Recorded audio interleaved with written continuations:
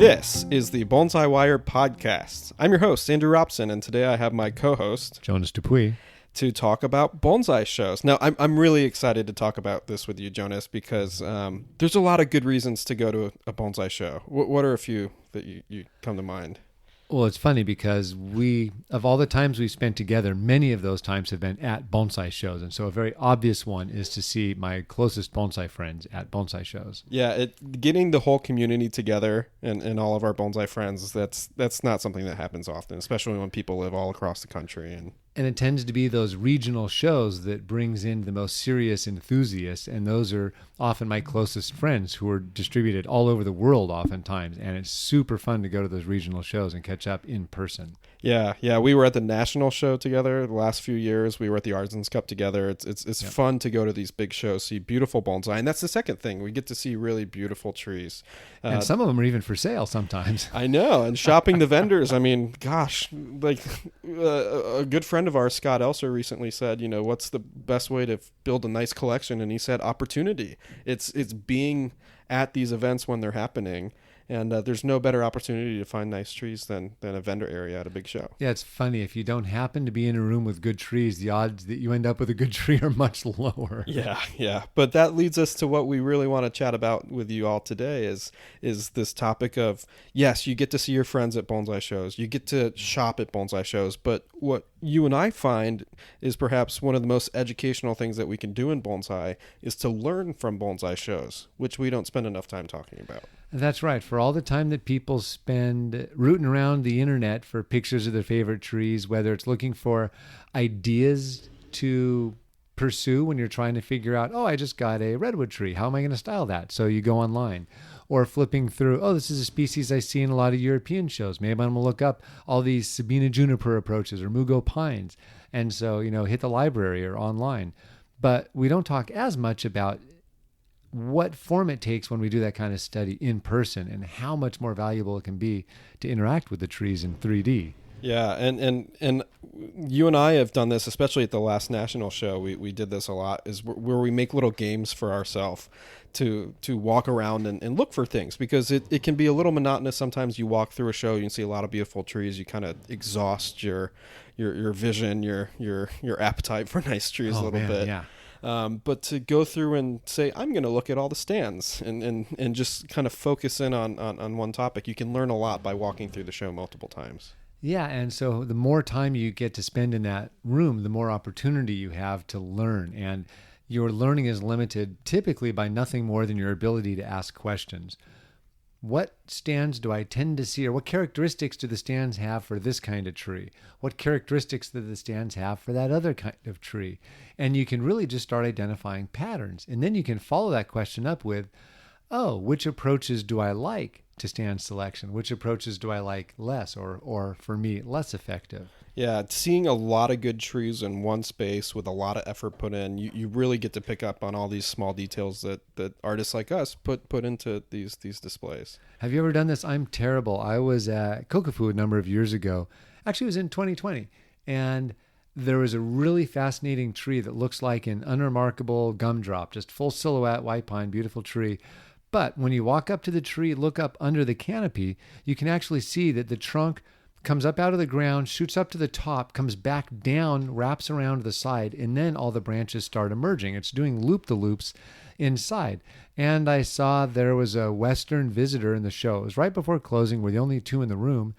And this guy was looking at this tree, and I could not resist just walking over and saying, did you happen to peek inside that one? And I saw him turn his head, and he kind of bent down and looked up, and he said, oh, wow. And he kind of just spent the next 5 minutes looking at the tree and just trying to figure out, how did it even get from the roots to the branch? Yeah, I think we can all fall into the trap where we walk through the show and we just kind of look down the aisle. We say, tree, nice, and we just walk through, and we don't actively look at the trees sometimes, and yeah. It's good to be conscious about that. When we were podcasting at the last national show, we talked about Su Thin's Shimpaku that I think did that win the show, or got I believe best, it did, yeah, the national evergreen award, I think. And that tree almost, we when we looked at it very closely, we realized, oh wow, there's not a piece of wire on this tree at all.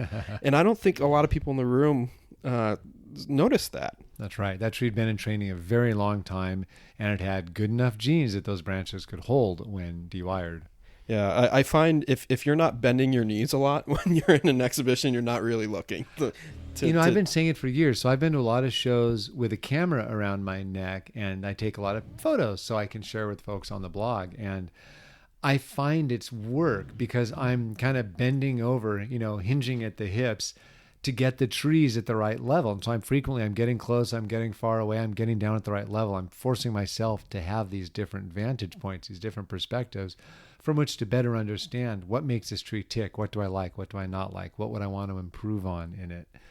It's physically work to do all that. It is. And if you have a big show like the National where there's 200, 300 trees, yeah. it can be exhausting to go through. But it's like the most fun type of exhaustion that I know of. And it's funny, Andrew mentioned we did a mini critique of the show, and we did a podcast episode of that. But honestly, when we're not recording, we're doing the exact same thing. We do it when we walk around each other's gardens. We do it when we're at events, club shows. We do it at the regional shows. Well, what do you think about that one? Or what's missing there? What do you think might make that a better tree? Yeah, it's, I'm an avid promoter of using Kokufu books for studying bonsai. I think they're fantastic resource tools. But what's 50 times better than a Kokufu book? Actually being at Kokufu or being at the National or being at the Artisans Cup or going to the Pacific Expo. You just learn.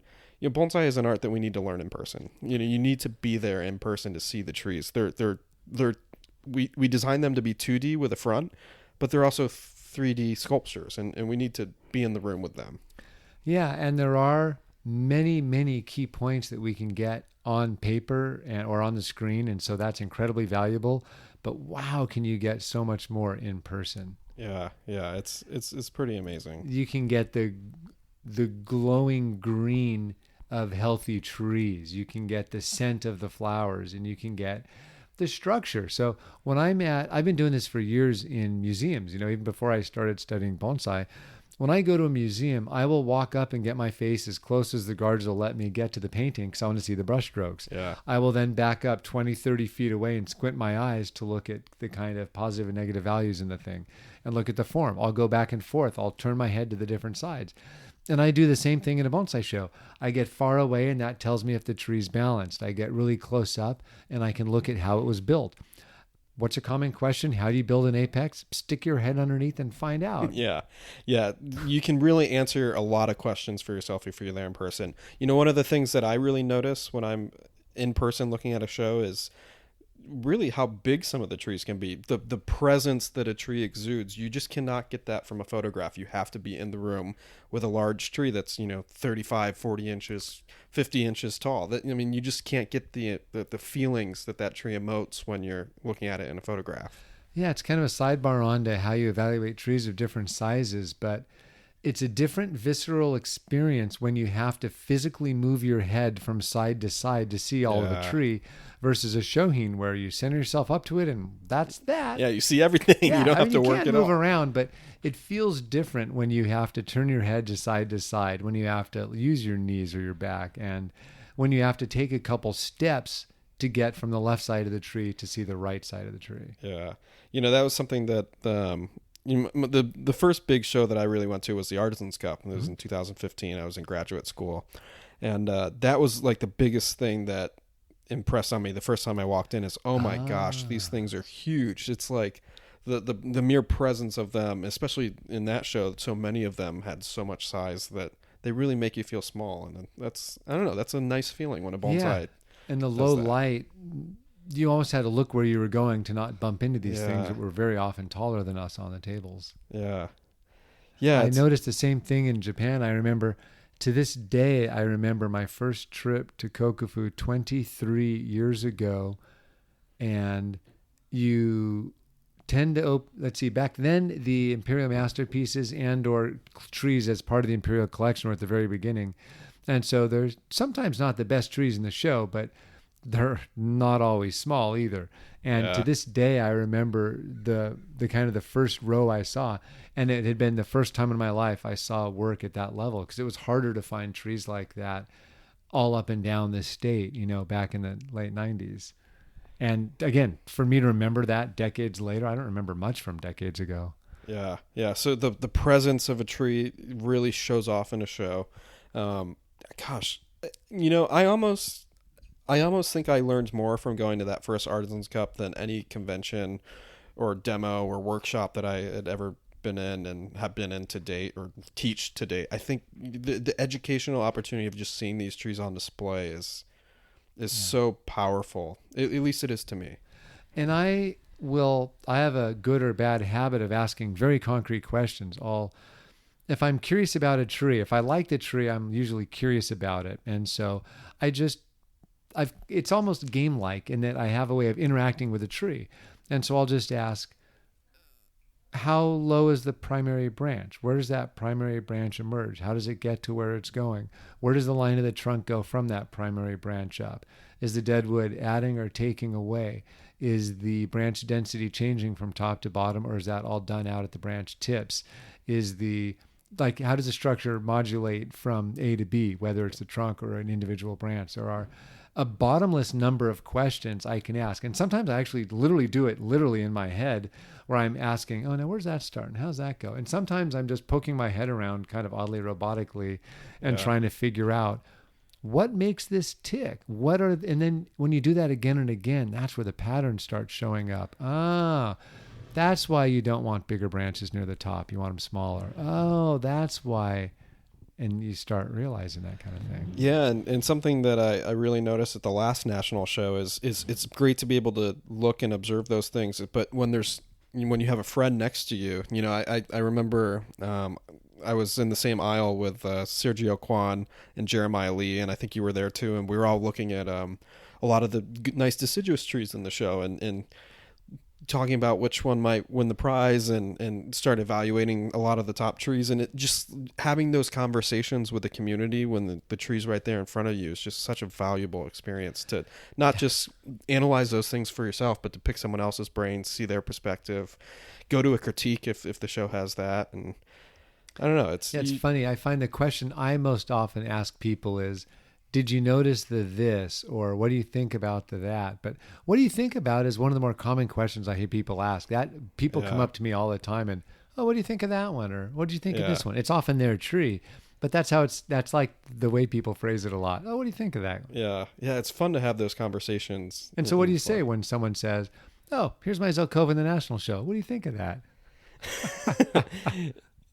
It can be a little bit of a tricky conversation. What makes it tricky? It doesn't have to be tricky, but it's I don't know. It's always easier to analyze things without a person standing there. I don't know. I love engaging trees with the owner because it kind of gives you a responsibility. If you're going to say anything good or bad, back it up. Yeah. And be respectful, because the owner rightly feels great about the tree because it's in a great show. Like you're at the National. It's a good show. It's a good show. There are good trees there. Bill Valvanis wanted it in there. It made it great. It happens to be a contender, even better. And so that means you can really easily speak to which characteristics happen to speak to you or you think are done particularly well. When people ask me what I think about their trees at the show, I'm almost more interested what they think, even though it's their tree. For sure. Because it's really fun to hear their intent behind it, their perspective, and that might inform my decisions that I might not have thought of before. It's true. And so often I'll ask them when it's their tree, I'll say, oh, that's a particularly good bark for a Zelkova because they tend to have this kind of a pattern, but yours has that kind of a pattern, which you only see in trees of a certain age and good genetics and proper care. And only when all those things are right do you notice that. And it's a subtle detail. And I love it when there's a room full of that stuff. One of my favorite things when I'm at a big show like that is seeing something that surprises me. Yeah. And oftentimes at these shows, there's always something that'll do that. At the Arzens Cup, famously, the tree that we all talk about is the larch in the vacuum, which was such a provocative and thought-provoking piece because it was so anti-tradition and still a really thought-provoking display. The national show always has quite a few interesting things. It's always interesting to see some of the wild cards that show up and learn from them. And there's different kinds of wild cards. Wild cards can be particularly good or poor quality It can be a novel species or a novel treatment of a species. It could be a fantastic, high quality tree that we've never seen before. And it could be some kind of, outside of the tree, it could have to do with the display. Yeah. Yeah, I remember, I'm blanking on his name. I think his Instagram is Bonsai Movement. And he had that Cascade Juniper and this wave-like board structure. And that was Creighton's displays. Yeah, those were great. Yeah, that was super thought-provoking. It's fun to see a lot of those, I don't know, dark horses, wild cards show up. Well, yeah, because we know what bonsai look like. It's fun when you see things you haven't seen before, if that quality's there. Yeah. But it's funny when I think of what I learned. Whether going to shows in Europe, across the U.S., or in Japan, I've felt like that those are by far some of the most instructional things I've ever done, because you need to learn how to physically lay wire on a branch. You need to learn where and when to prune. And the styling part is less paint by numbers. The basic patterns are there, but how you actually, again, get from A to B, that's less tangibly conveyed, because you need that tree as the medium to relay the specifics. And I think that's what you pick up. And so public gardens are the same thing. We've got this fantastic garden here in Oakland, California, the Bonsai Garden at Lake Merritt. And there are some spectacular trees there. A lot of these trees date to the early 19th century. And so they have, or actually, what am I saying? Some are much older than that. But great provenance, and you can kind of see the effect of these time-based things in person and look at what did they choose to wire, what did they not choose to wire, how are they pruning that, what do you like, what do you not like. You can't get all that from a photo. You can't. Yeah, and I think it just reinforces the point. Bonsai, it's something done in person. It's a community thing. It's something that we share, and that's the fun part about a show is sharing all the hard work that and passion that we put into this. Yeah, it's funny actually, just hearing us talk about this. It reminds me of, we're telling you to get close to the trees and look at how they're built, and then I think, isn't that a great reason to celebrate Stephen Voss's book, where we have detail shots of trees? It's a whole bonsai book of all these great trees, but they're not all the hero shots where you see the top and the bottom from precisely 1/3 of the way up the bottom of the trunk. He's saying, let's celebrate that it feels like you're standing in a forest here. Yeah. Let's celebrate that it feels like fall. Let's celebrate these little vignettes that you get. And for those who aren't familiar with the book, it's absolutely fantastic. Oh my gosh. Highly recommend you check it out. I think it's some of the best bonsai photography that's ever been achieved. It's really special. That's exactly right. We highly recommend that you check the book out. It's called, is it Timeless Trees? Jonas is looking at the bookshelf. Yeah, I'm looking at the title. In Training. In Training. Okay. And you can get that from Stephen. But it's a fantastic book, and it's not like your normal bonsai book, as it will. It's the great trees you'd expect from the National Collection, but it is a lot of detail shots, and it's more, what does it feel like to have had a ponderous visit to the garden, and maybe these little vignettes stick in mind. That's kind of what the book captures. Yeah, the other thing I really like about being at a bonsai show in person is it shows you the material that's in the community itself. It's a really good data point to here's where we are with the work that we're doing. It's like a census almost. Here's where we are. Here's the trees that we have. Here's how it's been applied. Maybe here's some natives. Here's how they turn out. It's a really good census for where the community's at a given point in time. That's the phrase I've always used, and I highly recommend to every club, and honestly to individual members, take pictures of your trees year to year. Even if it's once a year, it's fun to look back on. And for the club shows, maybe someone will want to throw a bunch of these online and do a little book about that. We did that in Boone's show for years and years with Bale and Bonsai. And by creating that record, you can kind of track the progress of, I don't know why everyone was doing that year, or it's I don't know, it's a good gauge for where the community's at. It is, and I think that actually counts for a lot. I know that when I look through Kokufu books from decades ago, it's the most, I've said this many times, but I love it because it reminds me so much of many of our shows today. Yeah. Yeah. It shows you the trends. It shows you what was popular at the Well, and time. it shows you what it looks like when trees were only a few years in development as opposed to Yeah, those last 3 decades in exactly. development. And so it just makes me think, ooh, a lot of our trees are probably on a track to look a lot more compelling. Yeah, and that's why I'm so excited that the expo, the Pacific Bonsai Expo, is having a catalog, a book, because I think putting that piece of history onto paper is really important, so that when we're looking back 10, 20, 30 years later and we see, oh, this is where the community was for the first Pacific Bonsai Expo, you can really learn a lot from that. And that's a great way to support the show too, if you're not able to actually make it in person and have these benefits that we're talking about when you're in person at a show.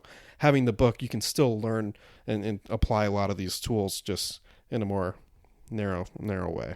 That's right. I mean, to this day, we refer to the Artisan's Cup book. We get the national book every single year when it comes out. Yep. It's It's important to document that It is. This is history. our community. It's a broad, distributed group. But again, these are our friends. These are the people we want to go see, the owners and caretakers of these trees. And I love watching, again, where we are, where we want to go. Yeah, it's super fun. There's nothing like being at a quality bonsai show. I think, for me, the Artisan's Cup was a turning point where I was like, I'm a hobbyist. I want to do this professionally. It just kind of blew my socks off seeing all those nice trees presented really well in a way that you don't typically see in other shows. And I don't know, it's being at a bonsai show. It's a very emotional weekend in some ways, because all this passion is boiling up to a physical point. Yeah, and a lot of work has to happen, and people usually work really hard, and they typically all have smiles on their faces while they're doing it. Yeah. It's one thing to have a bonsai collection and just stay in the yard on the bench, but when you can actually take it off the bench and put the display effort into it, I don't know, that's where bonsai for me really speaks and sparks, excitement, is when we can show them at their best. And that's what a show's for. And honestly, it kind of keeps us honest because I know a lot of work just wouldn't happen if we weren't preparing a tree for a given exhibit. It's like, oh gosh, I got to dust this off a little bit. Yeah. What else do you like to do when you're in a room full of trees looking around? You hinted at it earlier, and that's when you're talking about what the different kinds of things you can do in a show. When I'm at a destination event like the National Show or an ABS convention or something in Japan or Europe, and I've got a lot of time in there, I'll often break it up. The first time I went to more of a commercial wine tasting and had to do 50 different tastings, I thought, whatever, they're all going to taste the same. But when you start creating little subcategories, well, these are Pinots, these are Old World, these are New World, these are those, and you realize it's actually a small number of distinctions you make in each category. Right. And I've told the story many times, but Peter T and I were at Gomongoku, the Daijuen family show years ago. And we had to be there, I think it was something like 4 full days. And we had more or less nothing to do all day but be at a bonsai show looking professional. So you get creative in how to look at the show. Yeah, like the first day you run around the show, you talk with friends, you have fun. The second day in the morning, you see the show again. You're like, yeah, so kind of saw the show. Yeah. What are we going to do the next couple days? Yeah. And so it's like, well, let's look at all the stands. So you look at all the stands. Let's look at all the pots. You look at all the pots. I remember by the end of it, we were asking questions like, what are the different ways in which you can create branch pads on black pine, and which do we prefer? Yeah. Because that happens to be, the kind of black pine headquarters in Japan. And so a lot of pines, but talk about a topic that doesn't exist in the U.S. There are very different ways to create branch pads out there in the world. And you see about 1.5 approaches for the most part in the U.S., but there are very, very different ways of doing it. And when you see them all in the room, it's just such a great example for deciding which do you like, when might one be appropriate, when might another be appropriate. Yeah, what you're saying really drives the point home that you can't just go and walk through the show once. You got to do it.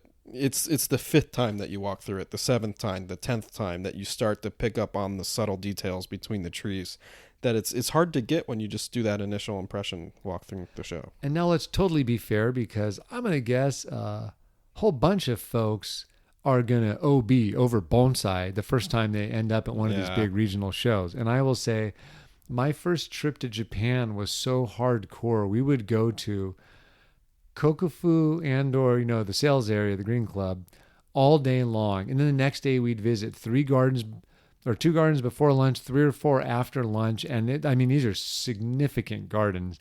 And it would just be hundreds of trees every single day.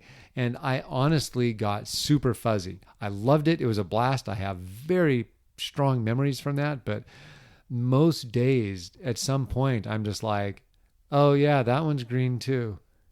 It was just like, oh, and there's another one. That's cool. Whatever. Yeah. It took me years before I could create enough categories in my head to where I can have a near limitless appetite for trees. Now I might roll my eyes if I've seen a million in a day, but I can. Right.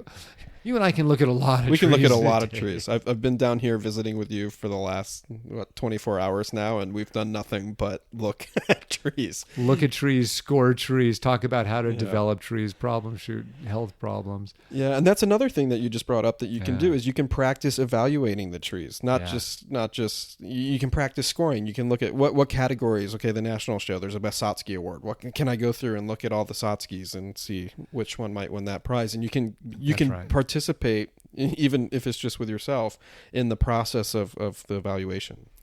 And on that note of evaluation, Andrew and I have been talking a lot about, and we'll give you a whole episode just on this topic one of these days. It needs its own. We'll give this one some good attention. But one of the things that come up is, how do you compare different species? And one, let alone sizes, let alone geographies, a whole bunch of things. But when you have different species, different characteristics evoke different considerations. And when you're at a good quality show where you can see multiple examples of a given species that have been approached with very different techniques, very different people doing the work, you can then start asking questions like, oh, are these approaches different, or are they better or worse? Yeah, you can start seeing what makes sense for you, what you like, what you don't like, what work in your practice. That's right, and that'll help with the work you do with your trees in your garden. But on top of that, you can start learning what makes a trident maple a trident maple, what makes a Chinese elm a Chinese elm, and if you start to walk through and notice, all the trident maples, they're really refined. Oh, all the Chinese quince, they're a little bit more coarse. I wonder if there's a trend here. And the Japanese maples are all really sparse. Yeah. Unless it's a cultivar, and then they're dense. Right. And so until you become really familiar with that, it makes evaluation really, really tricky. Yeah, but being at a show, seeing these things in person, you just pick up on them so much more than if you were looking at them on a screen or on a piece of paper or something like that. That's right. Something else I like doing when I'm at shows is taking a lot of these same concepts and taking them to the vendor area too. Even if I have no money to spend whatsoever, I'll still walk through and be like, what are the 5 trees that I would buy in the vendor area? I've done that with pots in the vendor area. Yeah. It's super fun. The vendor area is almost a show in and of itself. It's totally fair game. At Kokufu, there's this one vendor everyone loves, Sakurai, who has the collection of Chinese antique containers. Wow. And they're on stands, they're in their own boxes. A lot of these things are just unbelievable. And there's been this one style of pot I've wanted for years, but the low end, they start at $2,500 typically. Wow. And can go anywhere up from there. Wow. Needless to say, I do not have one of these yet, but I check them out every single time I get to. It's fun to look at, and especially with the vendors, it's fun to say, oh, here's differences in ceramics. Here's pots that are made on a mold. Here's pots that are thrown on a wheel. You can really pick up on a lot of the variety that different people have to offer. Oh, and that gets to a good point, is sometimes at Kokufu I'll have a clue as to who the professional was who worked on a given tree. And you can start looking through the show and, oh, is that a so-and-so tree or a so-and-so tree? I felt like I was a lot better than that at that 15, 20 years ago. But the vendor area is a fantastic way to start learning that. Again, if you're at Kokufu, you're going to go to Shinji Suzuki's booth, and you're going to really understand what work that nursery produces. At the national show, you're going to look at Suten's booth, and you're going to see the trees and the work that he produces. And the fun thing is, too, to see those trees in the show, too, to see those professionals and their students and clients and say, oh, I really like what this professional is doing. Maybe I should take a class with them. Or I really like the direction that this person's going in. And it's fun to be able to see the the result of all the hard work and the technique and the aesthetic and the approach that they take. That's how your teacher ended up in California. Yep. So it's fun to explore when you walk through. You can see so many things that if you don't scratch the surface, you never really get You're them. stuck with superficial. Yeah. Yeah, and it's funny, even to this day, it's been a couple years, year and a half, I guess, is all since I've been in Japan, but I'm really hoping that I'll be able to make it this coming winter because I feel like I'm due for a trip. And what do I want to do when I get there?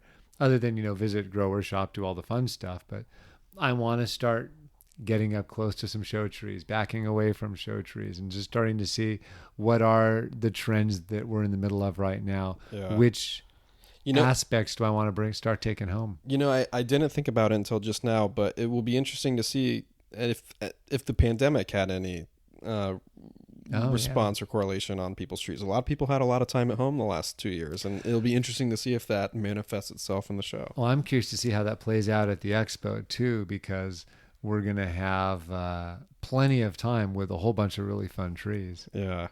It's going to be fun. And the cool thing about the expo is the evaluation process too, which we'll chat about another time. But the fact that so many people are going to be taking part of the evaluation process gives us another thing to look forward to when we're standing in the room with them. That's right. And we're encouraging people to take pictures. Like, that's 100% okay as long as you're doing it respectfully and carefully.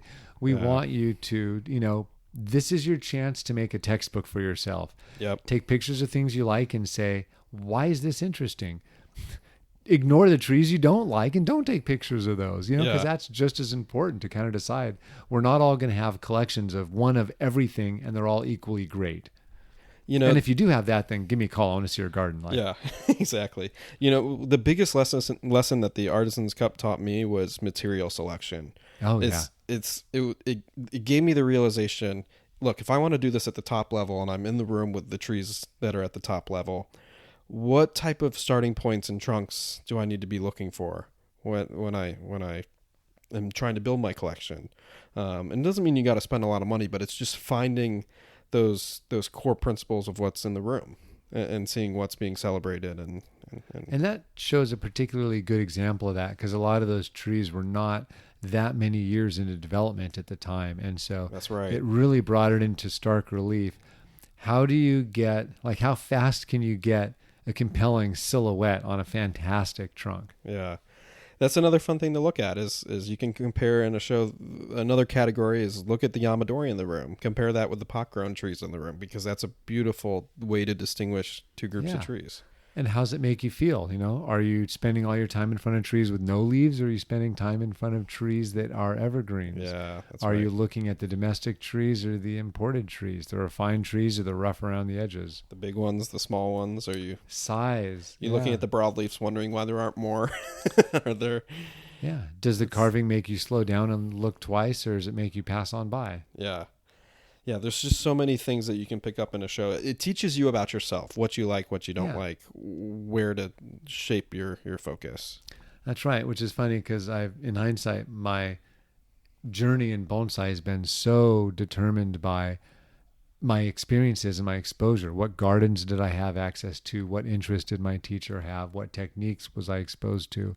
That's pretty much why my collection looks the way it does in terms of material selection and the things I've put effort in. Now I'm buying and interested in completely different trees than what I'd been working with for so many years, apart from some exceptions. And that's entirely due to the exposure. If I had these big regional shows from the start, I wonder what might have struck my fancy earlier.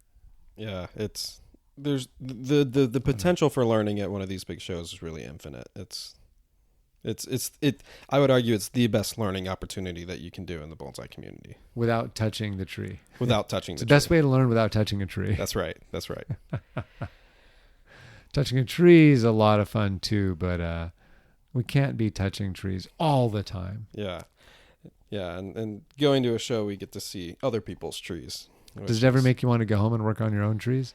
Yeah, I'm always inspired right after the show. It usually I have some big epiphany or some. I don't know if you remember, but at the National this last fall, I think 10 times you went up to me. I really want to go home and look at my trees. I really want to go home and work on my trees. Like it came up so many times. To see them, to work on them, you were very excited. It really stimulates creativity. Yeah. Being at a show like this. And we've said that just visiting each other's gardens. Yeah. Actually. And it's just leaving your house and going to see a bonsai, especially nice bonsai. Like there's other than touching a tree, there's just nothing that tops that. If we were to sum up what we would suggest people do, is there anything to say about that? Or is it literally get in front of bonsai and the rest kind of takes care of itself? Yeah, if you're going on vacation and you're at some medical conference in Portland, Oregon, look up the 3 or 4 great gardens that are there and go visit them. If you're going through Washington, D.C. or Seattle, stop and see the Pacific Museum, stop and see the National Collection. Find where good trees are close to you. If you have the opportunity to go see them, that's the best way to do it. And the show's just a nice way because we're taking all the best trees from the community and really putting a spotlight on them at that point in time. And so if you have any interest in what is the best we can make a tree look, if you have any interest in the use of accent plants, if you have any interest in display, these are things you get at show and not many other places. That's right. And if you can't go to the show, a great way is buy the book and learn from that, because a lot of these things, even though it's not as good, it's still helpful tools to train yourself. That's exactly right. So I was going to say, is there anything else that we've left out on that one? I think we covered it, but hopefully we see everybody at the Pacific Bonsai Expo. It's November 12th and 13th. I'm looking forward to it. It's like the event of the year. It's how many professionals are going to be there? I think we've counted around a dozen, up to around a dozen professionals. I think will be there. And what, 50 submitters? 45, 50 exhibitors, something like that. Wow. Yeah. It's going to be fun. I can't wait. Yeah. And a number of those, about 20% of those are professionals as well. Wow. So it's going to be a really, we're tickled at the level of the trees that we have to show off. So we're very, very excited about that. Yeah. And we hope to see everybody there. We'll be doing some podcasting. We'll be doing all the things that we just talked about today as much as we can. And I'm purposefully not scheduling myself for much of anything once the show starts, because I want to take some time to actually enjoy the trees as well. Yeah. That's so important. All right. Well, we hope to see you there. And thank you for joining us for another episode of the Bonsai Wire podcast. Cheers.